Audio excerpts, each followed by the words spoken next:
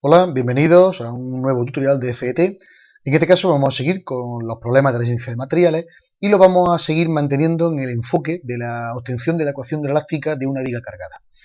¿Qué vas a aprender? Bueno, pues vamos a aprender cómo se aplica la ecuación de la elástica, vamos a aprender la forma de calcular la ley de momentos flectores de una viga cargada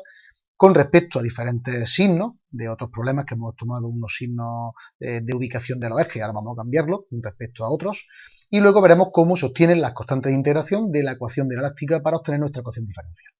Bien, pues el problema nos dice que determinemos la ecuación de la elástica, la flecha máxima, así como la pendiente máxima, de una viga que se encuentra en voladizo cargada con una carga distribuida uniforme de valor Q. Bien, pues esta sería nuestra carga y nuestra viga. Nuestra viga sería un empotramiento que tiene el origen, el momento de empotramiento se generaría a la izquierda, tendríamos nuestra carga distribuida de valor Q, tendríamos nuestro extremo volado, que está en el punto donde se señala con un color amarillo, y este punto de color amarillo del vuelo es donde nosotros vamos a considerar, por cambiar el sistema de ejes coordenados y ver cómo se calcula el momento flector con respecto a otro criterio, lo vamos a considerar aquí el punto del origen, de tal manera que nuestro eje X positivo sería hacia la izquierda, el X positivo lo tenemos aquí, y el Y positivo, eso sí lo mantenemos, sería hacia abajo para darle lo que es una tendencia positiva a la deformación. Más que nada para que luego, cuando hagamos problemas con respecto a la ecuación de la viga conjugada, pues también podamos utilizar el mismo criterio de signo. Bien, pues en este caso ya hemos dicho que el eje coordenado lo tenemos en el centro de gravedad del extremo volado. Bien, ¿cuál es entonces nuestro momento flector a una distancia X del extremo? Estamos hablando de que tenemos desde nuestro origen a una distancia X. Bueno, pues en este caso es sencillo porque nosotros planteamos aquí el equilibrio de nuestra rebanada, que recordáis que es cortar la viga donde se encuentra, y nosotros planteamos una rebanada donde por un lado tenemos el efecto que genera la viga y por otro lado tenemos el efecto que genera la carga a partir de la porción que ya no consideramos de la viga. Y ambos tienen que ser iguales para que el sistema esté en equilibrio.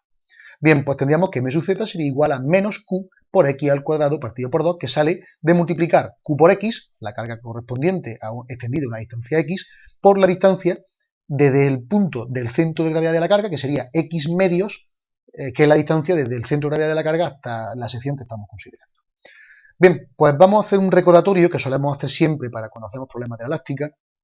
que es de cómo se relaciona la curvatura 1 partido por R con m sub z partido por I por I sub z, que corresponden a la tensión debida a la flexión. En este caso tendríamos que 1 partido por R, si lo multiplicamos, si hacemos la descomposición como E por I partido por R, tendríamos lo que es la aplicación de la ley de Hooke, la tensión debida a la flexión por la ley de Hooke, cuando estamos estudiando una porción de un punto de la sección que estamos en estudio a una distancia Y, a distancia la que sea, la hemos llamado Y normalmente en todos los problemas, de nuestra fibra neutra. Siendo la fibra neutra, si recordáis, la única fibra, la sucesión de todos los puntos de todas las secciones, que no sufre ninguna alteración en cuanto a su longitud, ni se acorta ni se alarga cuando está sometida a deformaciones. Por otro lado, también tendríamos m sub z partido por I sub z y por I. Esa I es la misma que esta, con lo cual se nos van a simplificar. Pero si lo presentamos de esta manera, podemos obtener de aquí en el denominador un producto E por I sub z que corresponde al momento de inercia, la I sub z, y al módulo de Young, o el módulo de elasticidad de la sección, que es la E, donde su producto sería lo que se conoce como la rigidez en flexión de la viga. Bien, pues, relacionando geométricamente la curvatura 1 partido por R, expresándolo en función de su tangente, podríamos poner que vale la derivada segunda de I con respecto a X dos veces partido por 1 más el cuadrado de la tangente la podemos expresar como diferencial de I partido por X, lo vamos a ver ahora, elevado todo a 3 medios. Bien, pues si nosotros hacemos una equivalencia de infinitésimo equivalente diciendo que el ángulo es igual a la tangente del ángulo, cosa que para este tipo de pequeñas deformaciones se puede hacer, pues tendríamos que eso es igual a diferencial de Y con respecto a X. Es como si fuera un triángulo rectángulo donde lo que avanzamos es diferencial de X y lo que bajamos diferencial de Y. Con lo cual diferencial de Y es el seno y diferencial de X el coseno. Con lo cual podemos establecerlo como una tangente. Lógicamente, si estamos comparando un valor muy pequeño y tenemos en la misma expresión el cuadrado de ese mismo valor, el cuadrado será un valor todavía mucho más pequeño. Por lo tanto, el cuadrado de la tangente lo vamos a considerar que es nulo, lo vamos a despreciar con respecto al valor que tiene la unidad. Si nosotros en nuestro sistema de ejes vamos a considerar que m sub z es mayor que 0, nos va a resultar que la segunda derivada de I con respecto a X dos veces nos va a salir negativa. Y por lo tanto, para que compensemos el signo, le vamos a colocar un signo negativo delante a nuestro m sub z en la expresión. Bien, tendríamos entonces menos m sub z partido por la rigidez en flexión de la viga igual a la segunda derivada de y con respecto a x dos veces, pero como sabemos que la teta es igual a la primera derivada de y con respecto a x, la segunda será la derivada de teta con respecto a x. Bien, pues esto lo expresamos directamente en esta ecuación y ahora, como sabemos el valor de m sub z, lo que vamos a hacer es incorporarlo a la ecuación. De tal manera que los dos signos negativos se nos van a multiplicar y nos da un signo positivo y nos quedaría q por x al cuadrado partido por 2 y le añadimos el denominador de la rigidez en flexión que sería e por y sub z. Y esto sería igual a la segunda derivada de y con respecto a x dos veces.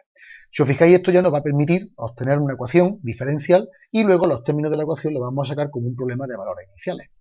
Bien, pues para obtener una función y igual a f de x de una segunda derivada, tenemos que integrar en dos veces. Primera integración, integramos izquierda y derecha y nos queda la integral de este término igualado a la integral de la segunda derivada.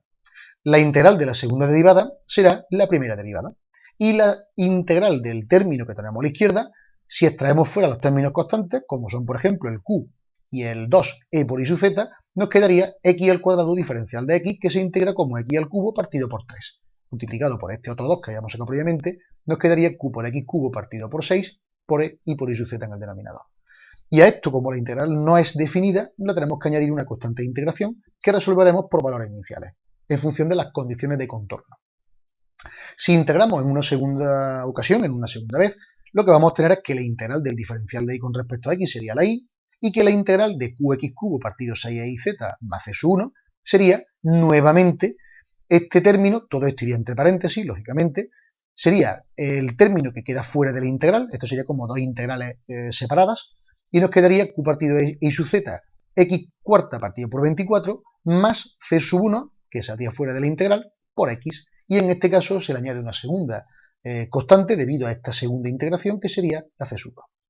¿Cómo calculamos ahora nuestra c sub 1 y nuestra c sub 2? Pues tenemos que ver cómo se comporta la viga, cuáles son las vinculaciones externas que tiene la viga. Entonces, ¿qué vinculaciones tenemos? Bueno, pues tenemos el empotramiento. Y el empotramiento nos garantiza que no existe un corrimiento horizontal, que no existe un desplazamiento o corrimiento vertical y que no existe un ángulo de salida distinto de cero. Porque el empotramiento, la tangente del ángulo de salida siempre va a ser nula. Bien, pues eso es lo que tenemos aquí. Cuando tenemos en el origen, pero ojo, ahora estamos considerando que el origen está en el voladizo, con lo cual la sección del empotramiento está a una distancia L. Con lo cual, este es el dato fundamental para no equivocarnos. Cuando la x vale L, que es el caso de empotramiento, la y va a valer 0 y la y', o la diferencial de y con respecto a x, o la teta, como queréis llamarlo, sería igual a 0. De tal manera que sería pendiente nula, flecha nula, y haciendo esta equiparación, es decir, si llevo y igual a 0 aquí y llevo para x igual a L en todos los casos, y para y' o diferencial de y igual a x igual a 0, sustituyo aquí 0 y también sustituyo la x por L, nos va a quedar que la c sub 1 sale menos ql cubo partido 6e y llevando el valor de c sub 1 a este valor y haciendo la x igual a L y la y igual a 0, nos queda que la c sub 2 valdría ql cuarta partido 8e. De tal manera que aquí nos va a parecer que la y sería el término que ya teníamos, q por x cuarta partido por e y z partido por 24, menos el valor de c sub 1, que lo tenéis aquí, multiplicado por x, más c sub 2, que es este valor, que sería el que hemos obtenido aquí, ql cuarta partido 8e y z. Si ahora sacamos factor común, q partido 24e y z, nos quedaría el primer término en x cuarta, el segundo término lo podríamos expresar como 4 en el numerador, para que nos quede el 24 en el denominador, ql cubo por x, más 3q por l a la cuarta. Y esta de aquí es nuestra expresión de la ecuación de la elástica. Bueno, pues si ahora vamos a expresar nuestro valor de contorno, tenemos que la flecha máxima y el corrimiento o el ángulo máximo que se forma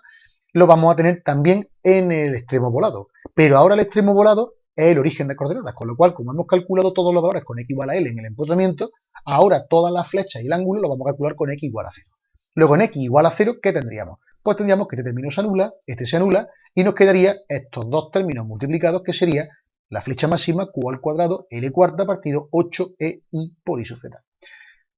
Si ahora hacemos el valor máximo de la tangente, nos vamos a la ecuación de la tangente, donde ya hemos interpuesto el valor que hayamos calculado de la constante c sub 1. Haciendo entonces x igual a 0, en el extremo volado, nos quedaría que teta para x igual a 0 sería menos q por L al cubo partido por 6e por i sub z. Y este es el resultado de los valores que nos piden en el problema. Un problema que sirve un poco para recorrer toda la expresión de la ecuación elástica y para afianzar las dudas sobre los momentos y sobre los criterios a la hora de seleccionar las distancias con respecto al eje posicional que hemos considerado. Bien, pues espero que este problema haya sido de tu interés y solo me queda recordarte que en la página principal, fdt.es, y así como en el resto de la categoría de resistencia de materiales del canal de YouTube, puedas encontrar este y otros muchísimos vídeos organizados por categorías que te ayudarán en tus sesiones de estudio. Muchas gracias por tu atención y te espero en el próximo tutorial.